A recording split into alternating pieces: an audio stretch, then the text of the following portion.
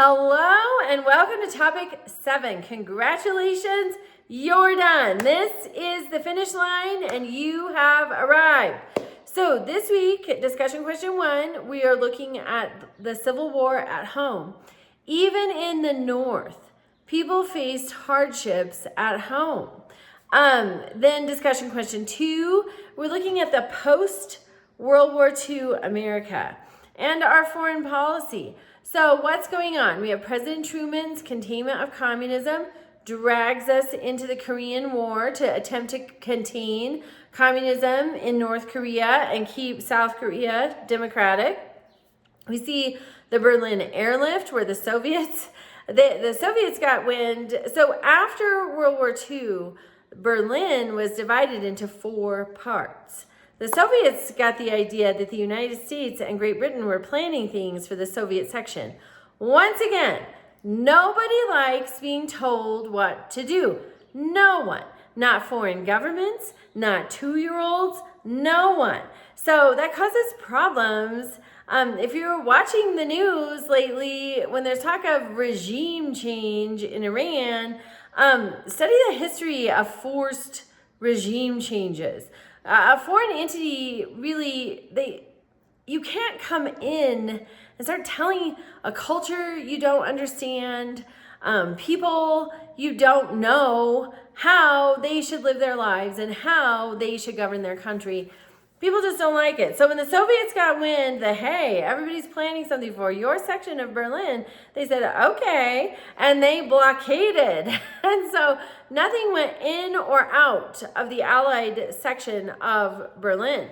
And so the US and Great Britain got together and they flew in supplies for almost a year. Food, fuel, medicine. It was a tremendous, sustained, and consistent effort. It was amazing. Eventually, peace was agreed to, the blockade was lifted, but it was truly an amazing effort on the part of the United States and Great Britain. Then we see the Cuban Missile Crisis.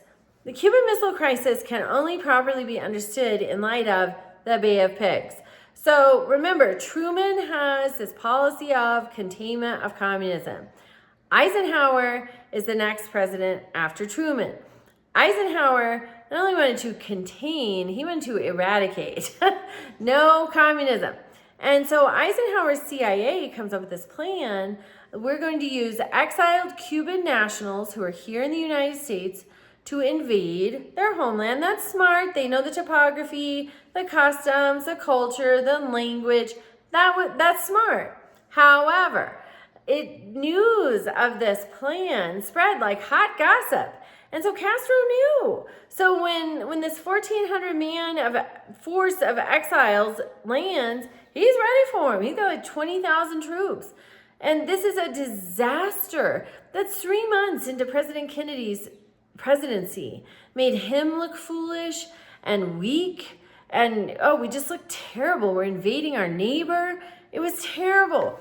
So Nikita Khrushchev was in charge of the USSR at the time. He says, hey, Castro, I know how to keep those Americans off your shores. Let's put some nukes there and point them at them. And that's what they did. And so this turns into the Cuban Missile Crisis. Ultimately, it's peacefully resolved. As we know, everything's okay. But you have to have context of the Bay of Pigs to sort of understand how we really invited the Cuban Missile Crisis. Okay, then your assignment this week is America at War. You pick one more, you use it for all of the parts. Then you have your quiz, participation. If you have missing or late assignments, please let me know. I'll reassign them to you for a full credit opportunity and you can finish class successfully. Well done. Congratulations, and I wish you well as you continue pressing toward your goals.